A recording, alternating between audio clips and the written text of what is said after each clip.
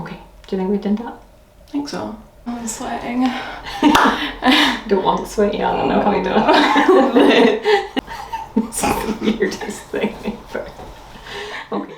Hi there, my name is Marianne Morrison. I'm the CEO and founder of believeinbubu, which is a clothing, beauty and lifestyle brand. You can find us online at believeinbubu.com. You can follow us on Instagram, Twitter, Pinterest, TikTok and now YouTube, all at believeinbubu. I'm here today with our social content creator Anna, who's been running a poll as to what we should host our first YouTube video on. So I'm going to hand you over to Anna, who's going to ask me lots of questions, and if you've got any questions after the video, please drop a comment below and follow us. Okay, so I ran a poll on Instagram and I asked 3 different questions of what you wanted us to talk about for our first video, and that was Love Island, because obviously fashion, there's drama, everything, we want to know, we want to talk about it. So Love Island was one of them. Then it was why does size matter? So that's obviously an important topic to us. And the third one, which was actually the winning one, was how is a fashion piece made? That's what we're going to be talking about today, and I'm going to be asking Marianne loads of different questions on how fashion pieces are made, the process of what's involved, and just lots of questions. Okay, so what's your first one? That's a good question. So at the moment, Marianne, you design the core ranges that we're designing, and I want to ask, what makes you decide what range you're going to go with? Like what style, if it's street style, if it's kind of more girly, if it's dresses, if it's trousers, what makes you decide what you're going to be designing? So when it comes to creating a fashion piece, to start with, it starts with a sketch. My drawings are horrific and Anna's seen them many times. They're not good, and it comes with a lot of verbal guidance from me as to what it's meant to look like. Yeah. So this is what it is, but I want it to be something. And sometimes I'll find, some screenshots of a particular way a legs cut or a way an arms cut to kind of making mood boards really important. Mood boards. Anna's had to the queen of mood boards. Many mood boards. And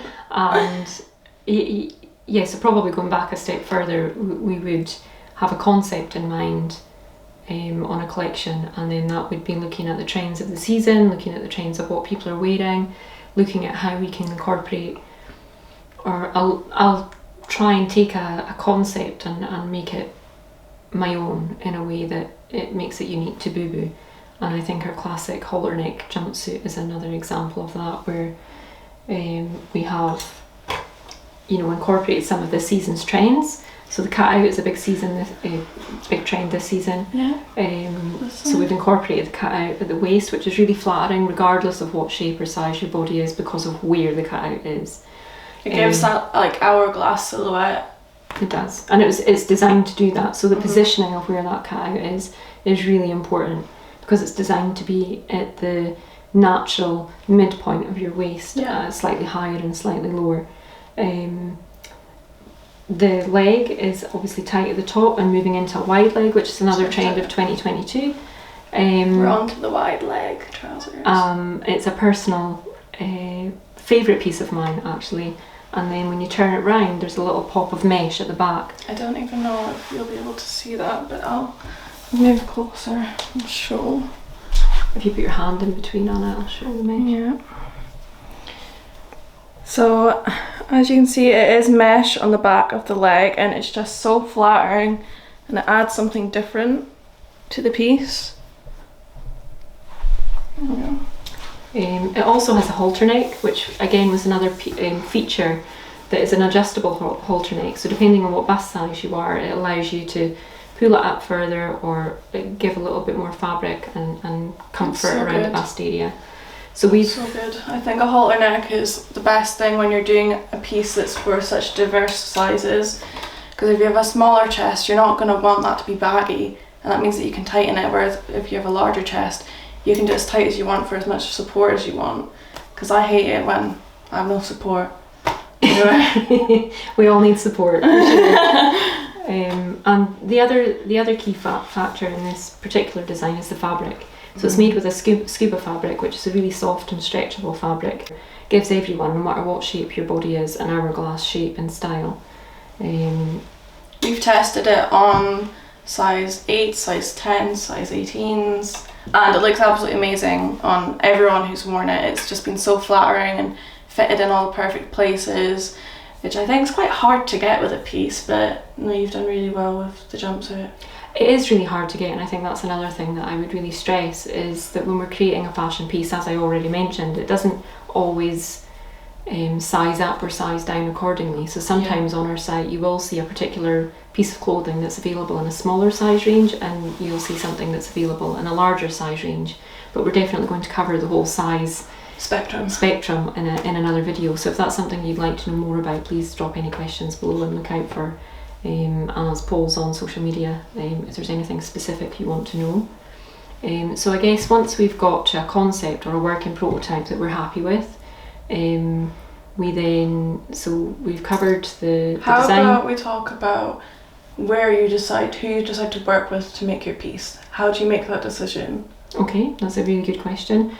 At the moment, as a result of COVID and as a result of all of the challenges in the business climate, and as a personal passion, we always want to create something that's as ethical and as sustainable as possible. There's a lot of negativity in what's classed as a fast fashion environment that I completely understand, and I think in some cases there are some bad practices that happen, and that's really unfortunate, and it shouldn't happen.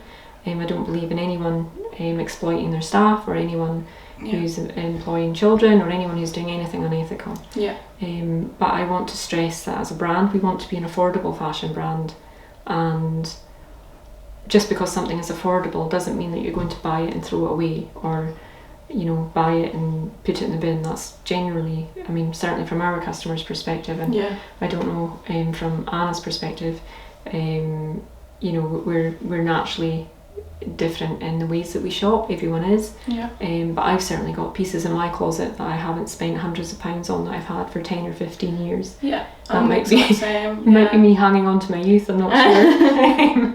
But I don't know from a younger person's perspective. I'll buy something and it's like a staple piece, and I'll keep that for a few years, because thing of fashion is things always go in trend and out of trend and then come back in trend. It's like a cycle. So if you've got something that's a staple, it's usually always going to be around. Like, for example, the jumpsuit, like a white jumpsuit, yes, it's got the cutout, which is trending for this season, but that, I feel like it's always gonna look good, and the flare. I think classic styles are always in, and I think if you, when it comes to working with, so once we've got to a point where we've got a working prototype of a product, I've already visited multiple factories in the UK and out with the UK who produce specific products and work in a specific way. I think that's something really important to note, is that you do go to all of the factories. Like, you check, like, she goes to all of the factories, sees how the things are made, meets the people who's making them. Like, you're very involved with the process of that. To an obsessive point at times. But that's part of our ethical practice, I guess. I can honestly say that I've visited all of the factories that we work with. I work with different factories for different reasons, and sometimes it comes down to a particular factory will specialise in a particular piece or denim or material, product type, depending on their own specialty, which again is something that we want to have a wide array of suppliers. I want to have a personal working relationship with all of our suppliers, so that if I really want something produced quickly, I'm hoping get it done. I'm hoping that they can do it for me. But more than that, it's about building relationships with the factories that we work with, and having that relationship to know that our products are produced in the way that they should be, and we want to offer our customers a product that's affordable, because I think affordable fashion has never been in more demand. And definitely from our core audience, or our core target market, is an 18 to 35 year old. There'll obviously be naturally some younger, some older, depending on their style and preference. But within that age bracket, I don't know if you can give us a bit of perspective on that, Anna, as to what you look for when you're buying a piece of clothing. I think it totally depends. Like, a lot of the time when I am shopping, it's usually for an event or a certain occasion, so I'm looking for a really specific style. It's not really browsing for the sake of it. And so I do that, but it's more if I know like I'm going to a festival, I'm going to look for a festival piece, or if I'm going for a night out, I'm going to look at night out dresses and stuff like that. So I usually shop and look for things with an idea in mind of what I want. Or if I've seen things that other people have worn, I'm like, I really like that, I want to find something similar to that, then that's always a good thing as well. Yeah, and I think, I think if we go, once you've purchased something, or once I've purchased something and I'm finished with it and the garment's in good quality, or it's in good condition, I would certainly, if there was a friend of mine that was the same size as me, or had a similar style to me, I would kind of say to my girlfriends, do you want this? I'm not going to wear it again. Yeah, I mean, I have sisters and they steal my clothes anyways. But when I'm done with something, I always give it to them or a friend or anything like that. I never throw clothes in the bin.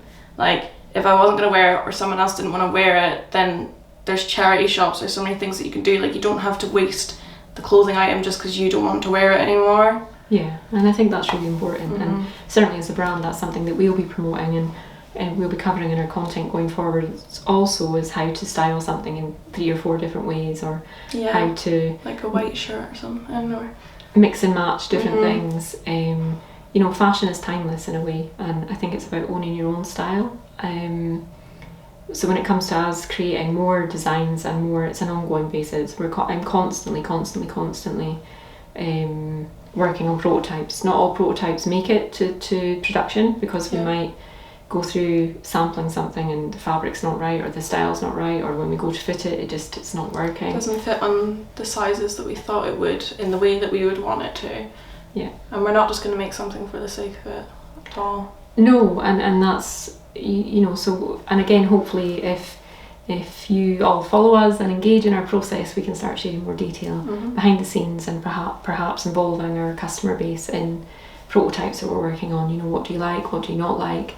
Yeah, we love for you guys to be involved. That's why we're always doing polls on our socials. So if you follow us on Instagram or Twitter or just any of our social medias, we're always doing polls. We're always asking you guys for your opinion and for you to ask us questions, because you're the ones that are going to be wearing the items and being involved in the brand. So it's really important to us that you're involved with what we're going to be selling.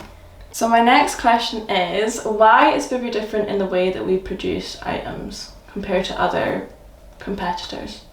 I guess the process of creating a product or creating a range of products is the same regardless of what item you're producing. So the concept of creating a design, working it into a pattern, working it into a working sample, fitting it on a model, approving the fit, and then working with your selected factory to work through the production process to receive stock is the same. Yeah. I think where Bubu differs is you're one. Well, out of a lot of the fashion brands that exist, or the big fashion brands I should say, they're predominantly owned by men. I'm not sexist in any way, I love men. Not quite like that. But I think when it comes to a unique point of difference, I have an obsession with fashion. I have an obsession with fit. I think the way when you wear something, it makes you feel a certain way. I think when you feel good, you tend to wear something that makes you feel good, and when you feel bad, you tend to wear something that doesn't make you feel good. And we want to produce clothes and make clothes that make people feel good. Yeah. So I think that's a really important part. For me, style is part of who you are. It's not something that you just put on a top or just put on a dress. It's something that says something about you and your personality, and how you feel about yourself. So I think that's really, really important, and that's really links back into our whole ethos as a brand of believing in yourself, being who you are, and being comfortable in who you are. And if that means wearing a daring pattern that's outrageous to somebody else, then so be it, Yeah, or if you just wear black, or it's totally up to you what you want to wear, and it's whatever makes you feel most comfortable, most like yourself and confident. I think so, and I think the whole concept of the way that we differentiate, I think, is around I have an obsession about those things, and anyone who works with me knows. I mean, obsession. I have obsessions about lots of things actually that are highly probably unhealthy. But we really do strive to create the best piece we can with the resources we have. We're naturally a smaller brand, so we have to work 10 times as hard to reach an audience in the same way that our bigger competitors do. And when it comes to factory visits, it's me who does those factory visits. I don't employ somebody to do that for me. That's something I physically do myself. When it comes to the paperwork, making sure the accreditations are in place, again, it's something I do myself. When it comes to the designing, at the moment it's something I do myself, but naturally I can't do everything as the business is growing, so that's something that we'll be evolving as time goes by, but there still won't be an element of the business at a strategic level or a high level that I won't be involved in. When it comes to the fit, the way that most retailers work with is they'll have a fit model who's a specific size, and it tends to be a smaller size. Size 8 to 10 is usually. Tends to be a smaller size. I'm not criticising anyone for doing that, because you have to have a certain fixed shape and size that you work from to make sure you've got a consistency across your size range. Yeah. We do things a little bit different when it comes to fitting, because I tend to fit across 3 or 4 different sizes, because I want to see how that particular product really works on a slightly smaller body, a slightly larger body, a really small body and a larger body. And I think by getting that, it can be a pain sometimes because it slows the process down. It slows or sometimes it'll rule out a product that might just fit a particular size. But at this stage we're trying to make our size range as inclusive as possible, so we're trying to create pieces that are as inclusive as possible. As we grow as a company and as we get bigger as a company, we can start to create smaller collections that are targeted to more petite women. I was going to say like a petite range, a tall range, more just much more specific and individualized, I guess. Absolutely, or people in the trans community who naturally have different body shapes and sizes. We would like to create core collections in those areas as well, because I think there's lots of underserved markets when it comes to fashion. We don't just want to produce something for the sake of producing something to sell. We want to produce something that we know who the customer is, and we know you're going to wear this, or you know you're going to wear this to this type of occasion for whatever reason. Like we like to have a purpose behind each item that we have, rather than just picking things we're like, oh yeah, that'll be fine, just do that. Yeah, and I think the third way that I would really differentiate that based on that is our fit. At the moment we're measuring as many women's bodies as we can find, and will let us. And I mean it honestly, we have measuring tapes and we're like, give us your leg. Which, again is a bit neurotic at times, but for me, we want to collect real customer data. We don't want to use statistics, we don't want to use reports. We want to use real bodies that we physically measured in the way that we measure, so that we can then over a longer period of time incorporate all of that data into our own size patterns and into our fit. And that's a really important part for me, because when you shop online, it's much harder to find something that fits. And then when you combine that with not understanding your own body shape or size, and that really fits into the whole size piece that I know we're going to cover separately. But I think there's such a huge piece there on why we're different, and we hope that you'll enjoy shopping with us, and hope that you enjoy if you purchase something from us, we hope that it fits. If it doesn't, we're happy to return it and replace it. When you're creating a fashion piece, how do you know if it's going to sell? The answer is you don't. You've got to believe in what you're designing, you've got to have a purpose for what you're designing. You've got to understand who you're trying to sell it to and why you're trying to sell it to. And I think for me that's actually the hardest thing when I start thinking about a product, because I've got a natural obsession with fashion. And anyone who knows me really well, or my friends who know me really well, could look at a reel of clothes and know something that I would like or something that I wouldn't like, because they really know me. Definitely. And I think the people that I know really well, I can also pick items of clothing for, because I know their style. Like we have very different styles. Completely different. Which is good, because when we're discussing things like making pieces and stuff like that, I might say no, and Marianne's like, yeah, it will work, and then vice versa, I might suggest something, she's like, absolutely not. but like we just have totally different styles, which is really good because I think we get such a different view on how different things look. I think that's individuality, and I think when it comes to styling something, it's something I've always got to manage as my own personal obsession with the way I like things, and tempering it with commercial, what's going to sell, what would other people appreciate, who am I trying to sell this item to, and everyone I employ is younger than me. so I'd like to call myself the big sister rather than the mother, because that sounds way too old. But I think all of the girls who work for Bubu have their own unique style and have their own unique position. Coming from a woman who works in fashion, what would your advice be to other women who, or just people in general, who would like to get involved in fashion? What would your advice be for that? That's almost a whole other video. But in short, I think you have to have a passion for it. You know, I think when you're in business of any kind, you have to be obsessed about it. You have to eat, sleep and breathe it, and you know, you have to be willing to work long hours. You have to be willing to get things wrong a lot of the time. It's all trial and error, really, isn't it? It's constantly evolving. Fashion particularly is such a fast moving market that you have to be on it, on top of it and ahead of it at all times. Constantly. You have to just constantly think about what's going to happen next without knowing.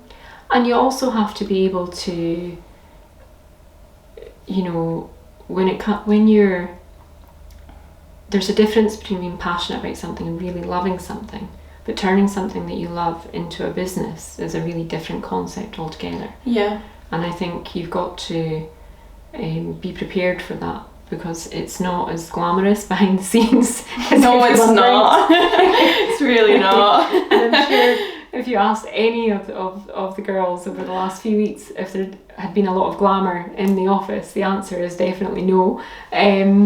So I think that, it's really, really hard work, and there's lots of the core starting points of advice would be it's not glamorous. So if you just love fashion for wearing it and you want to be an influencer, you need to be an influencer. You need to not like it's got every to be. Business is very different. It's very different, but that said, if it is something you're genuinely passionate about and it's something that you care about and it's something you feel you've got a unique point of difference, then you have to go after it and keep going after it and keep going after it and keep going after it. Because I would also say to comment down below if that is you, because we'd also love to know like who in our audience is really passionate about fashion, and absolutely looking at who we've got, and if there's any people who are influencers, or if you make your own clothes or things like that, or you're just really passionate about fashion. We'd love to